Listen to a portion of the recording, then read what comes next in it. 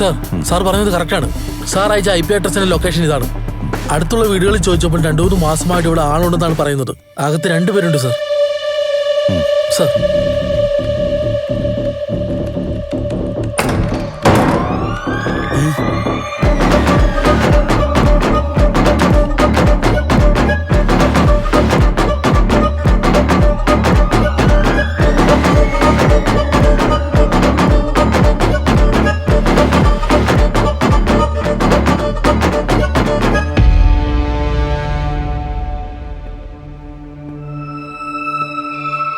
നടന്ന കാര്യങ്ങളെല്ലാം ഏതോ സാത്താന്റെ കളിയാണെന്നാണ് ഞാൻ വിചാരിച്ചേ.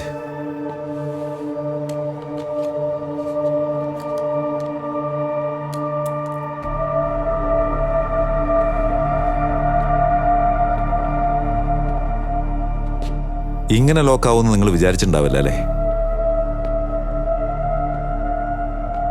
എഴുതുന്നെല്ലാം നടക്കുമെന്ന് വിശ്വസിച്ചുകൊണ്ടിരിക്കുകയല്ലേ നിങ്ങളുടെ ആള്. ഞാൻ രവിയുടെ അഡ്രസ്സിലുണ്ടായിരുന്ന വീട്ടിലേക്ക് പോയതേ അയാൾക്കറിയില്ല. കാരണം ഈ 2 വിഷയത്തെപ്പറ്റി ഞാൻ ആരോടും സംസാരിച്ചതേ ഇല്ല.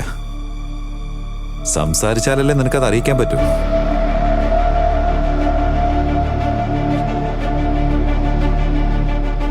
സിദ്ധാർത്ഥ് വെള്ളമടിച്ച് കാർ എങ്ങനെ ഓടിക്കുന്നെന്ന് ഞാൻ വിചാരിച്ചു.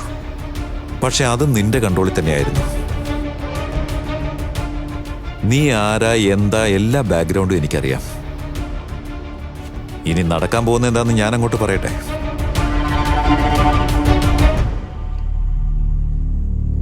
പൂജയും സിദ്ധാർത്ഥനെയും രക്ഷിച്ച വിക്രം കുമാർ